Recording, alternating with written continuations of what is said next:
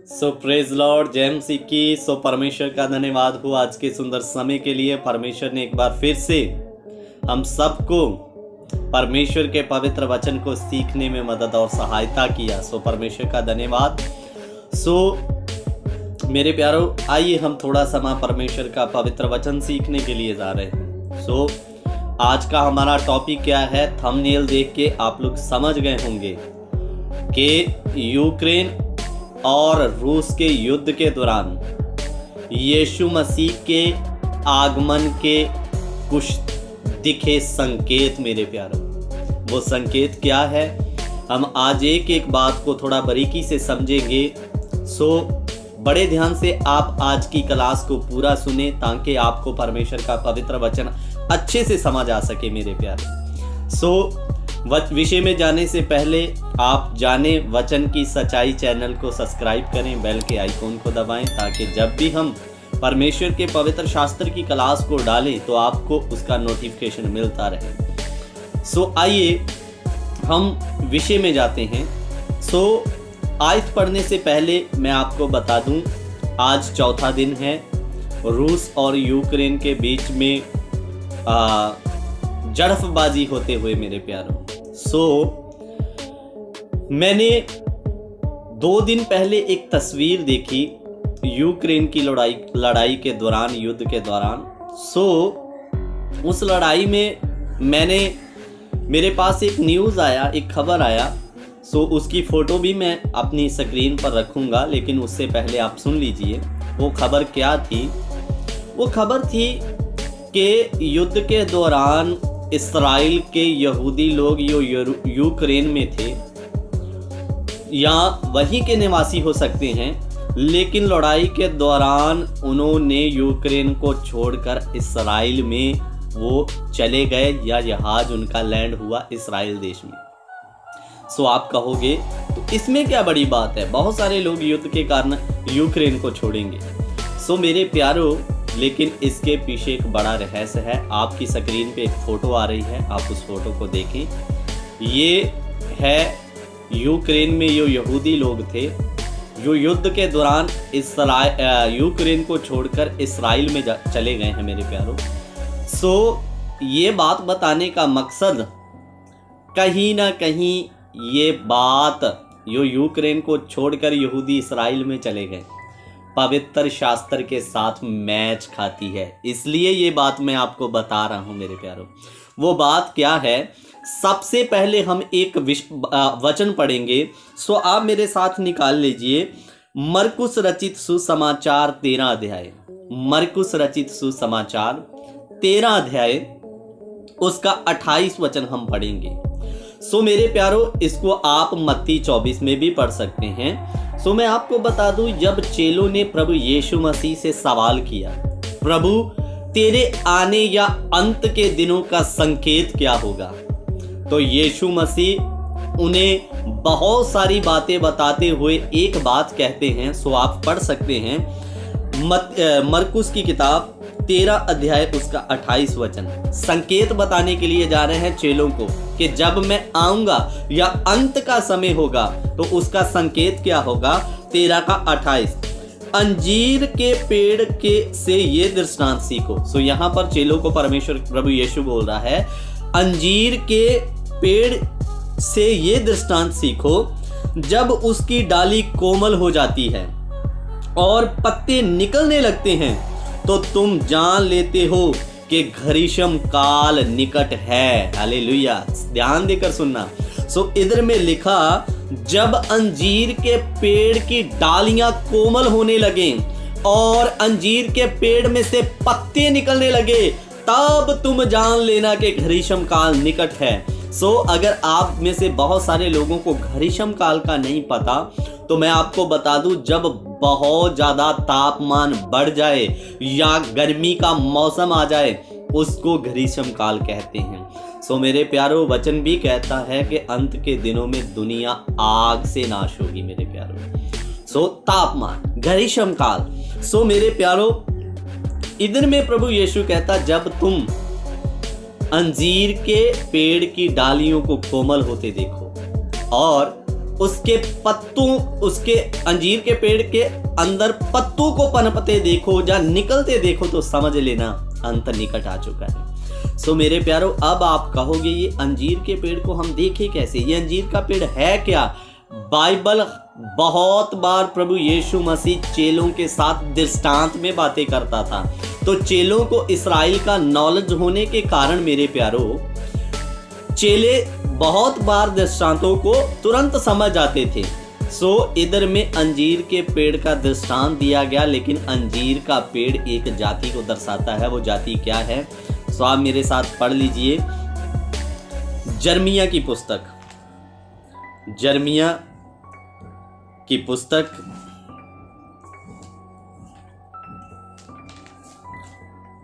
उसका 24 अध्याय 5 वचन, यर्मिया 24 का 5। अंजीर का पेड़ बाइबल किसको कहती है? जर्मिया 24 अध्याय उसका हम 5 वचन पढ़ेंगे, सो बड़े ध्यान से सुने। इस्राएल का परमेश्वर यहोवा यूं कहता है, जैसे अच्छे अंजीरों को वैसे ही मैं यहूदी बंदियों को, जिन्हें मैंने उस स्थान के कसदियों के देश में भेज दिया, देकर प्रसन्न होऊंगा। सो इधर परमेश्वर क्या कहता है? जैसे अच्छे अंजीरों को वैसे ही मैं यहूदी बंदियों को। सो इधर में अंजीर के पेड़ की तुलना यहूदियों के साथ की गई है मेरे प्यारों। सो एक और वचन देखेंगे, होशे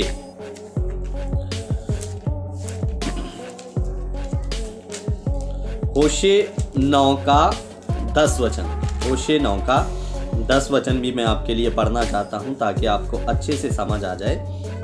होशे 9 का 10, मैंने इस्राएल को ऐसा पाया जैसे कोई जंगल में दाख पाए, तुम्हारे पुरखों पर ऐसी दृष्टि की जैसे अंजीर के पहले फलों पर दृष्टि की जाती है। सो इधर में भी लिखा, मैंने इस्राएल पर ऐसी दृष्टि की जैसे अंजीर के पहले फलों पर दृष्टि की जाती है। योएल भी पढ़ लीजिए,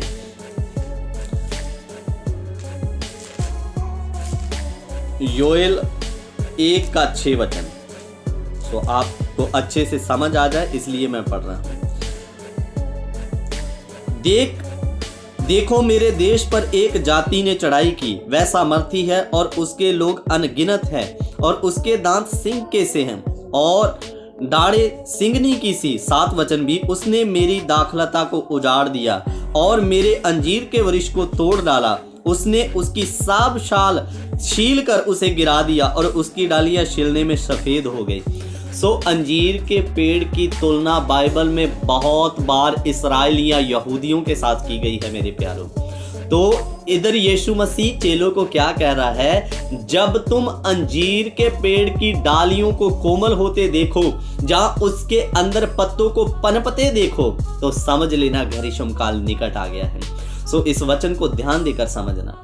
सो मेरे प्यारों, अंजीर के पेड़ की तुलना यहूदियों के साथ। मैं आपको बता दूं, इस्राएल पर बार बार अटैक होने के कारण मेरे प्यारों, बहुत सारे यहूदी इस्राएल को छोड़कर अन्य देशों में जा बसे थे, अभी भी बसे हुए हैं। लेकिन परमेश्वर का धन्यवाद, अभी धीरे धीरे धीरे परमेश्वर के वचन की जो भविष्यवाणियां हैं वो पूरी हो रही है। जो यहूदी या इस्राएली इस्राएल को छोड़कर दुनिया के इधर उधर के कोनों में चले गए थे, पिछले कुछ सालों से धीरे धीरे यहूदी लोग इस्राएल में जाना वापस हो गए हैं। हालेलुया। यानी कि उनकी डालियां कोमल हो रही है, उनके पत्ते पनपने शुरू हो गए हैं। तो यीशु कहता, जब ऐसा होता देखो तो ग्रीष्म काल, अंत का दिन निकट है। सो कहने का मतलब, मैं ये नहीं कहता कि अंत काल का आ गया, लेकिन चिन्ह दिखाई हो गए हैं। तो सबसे बड़ा चिन्ह यूक्रेन और रूस की लड़ाई के दौरान मेरे प्यारों, यूक्रेन में जो यहूदी थे वो यूक्रेन को छोड़कर इस्राएल में वापस चले गए। यानी कि अंजीर के पेड़ की डालियां धीरे धीरे कोमल होनी शुरू हो गई है, उनके पत्ते पनपने लगे हैं।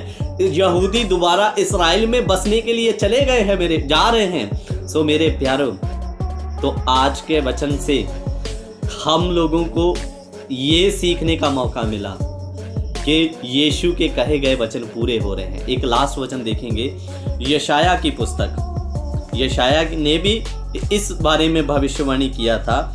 यशाया 11 अध्याय, यशाया 11 अध्याय उसका 12 वचन हम पढ़ेंगे। 11 अध्याय का 12 वचन। वह जाति के लिए झंडा खड़ा करके इस्राएल के सब निकाले हुओं को और यहूदा के सब बिखरे हुओं को पृथ्वी के चारों दिशाओं से इकट्ठा करेगा। हालेलुया। इधर ध्यान देकर एक बार फिर से पढ़ूंगा। वह जाति के लिए झंडा खड़ा करके इस्राएल के सब निकाले हुओं को यहूदा के सब बिखरे हुओं को पृथ्वी के चारों दिशाओं से इकट्ठा करेगा। सो मैंने आपको बताया यूक्रेन से यहूदियों का जहाज भर के इस्राएल में गया और बहुत सारे लोग, जब कोरोना काल आया था उस समय में भी अन्य देशों में बसे यहूदी कितने इस्राएल देश में वापस हुए।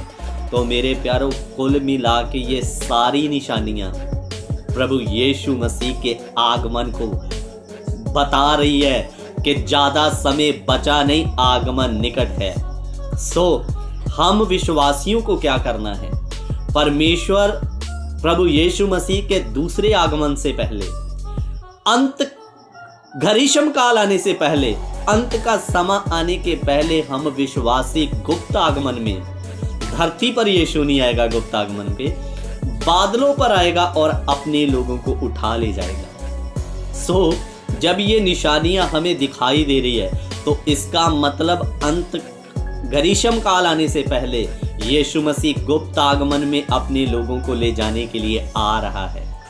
निकट काल जब अंत नजदीक आ रहा है तो गुप्त आगमन उससे पहले होगा मेरे प्यारों। सो विश्वासियों, अभी ढीले रहने का समय नहीं है। यीशु मसीह गुप्त आगमन में कभी भी आ सकते हैं और अपनी दुल्हन, अपनी कलीसिया को लेकर चले जाएंगे, लेकिन उठाया कौन जाएगा? जो तैयार होगा मेरे प्यारों। और तैयार अच्छे कपड़े पहनना, अच्छी लिपस्टिक लगाना नहीं, इस वचन के कायदे से अपने जीवन को तैयार करना मेरे प्यारों। और परमेश्वर का वचन, अभी पवित्र शास्त्र की कितनी बातें हमें पूरी होती दिखाई दे रही है। मैंने थोड़ी सी कुछ जानकारियां आपको दी और आपको अभी समझना होगा, अब ढीला रहने का समय नहीं, अब समय आ गया है तैयार होने का। हालेलुया। सो मेरे प्यारों, ढीले ना रहें। अंत से पहले हम कलीसिया के उठाए जाने का समय है। अगर अंत नजदीक दिखाई दे रहा है, उसके चिन्ह प्रकट हो रहे हैं, तो इसका मतलब गुप्त आगमन भी नजदीक आ रहा है। इसलिए ढीले ना रहें। मसीह में अगर आपका संबंध कमजोर हुआ है तो अभी इन दिनों में अपने संबंध को परमेश्वर के साथ बनाएं, दोबारा से अपने संबंध को जोड़ें और गुप्त आगमन के लिए तैयार हो जाएं। सो मेरे प्यारों, दुनिया की हालात, दुनिया के जो सिस्टम दुनिया में आज चल रहा है, चिल्ला कर ये बयान कर रहा है यीशु जल्द आने वाला है। सो मेरे प्यारों, ये समय अब लापरवाही का नहीं, परमेश्वर से दूर रहने का नहीं, परमेश्वर के क्लोज जाकर अपने संबंध को परमेश्वर के साथ मजबूत करने का समय है। सो मेरे प्यारों, यही था वो बड़ा चिन्ह कि परमेश्वर के आगमन के चिन्ह पूरे हो रहे हैं। यहूदी जो अन्य देशों में बसे थे, धीरे धीरे अब इस्राएल में जाना शुरू हो चुके हैं। सो परमेश्वर आप सबको आशीष और बरकत दे। मैं छोटी प्रार्थना करना चाहता हूँ आप लोगों के लिए, और आप ताकि मसीह में अगर हमारा संबंध टूटा है या कमज़ोर है तो इन दिनों में दुनिया के हालात को देखकर अपने संबंध को परमेश्वर के साथ दोबारा जोड़ें। सर्वशक्तिमान परमेश्वर, दुनिया के हालात चीख कर बता रहे हैं कि हमारे पास ज़्यादा समय बचा नहीं है, हम ये समय अंत के बहुत नजदीक या अंतिम क्षणों में चल रहे हैं। सो प्रभु, इन दिनों में जो विश्वासी कमजोर हैं, जो तेरे से दूर हो चुके हैं, परमेश्वर उनका संबंध आपके साथ दोबारा जुड़े, हम प्रार्थना करते हैं। और परमेश्वर, जो विश्वासियों को एहसास हो रहा है हमें परमेश्वर के साथ संबंध को मजबूत करना है, तो उनके संबंध को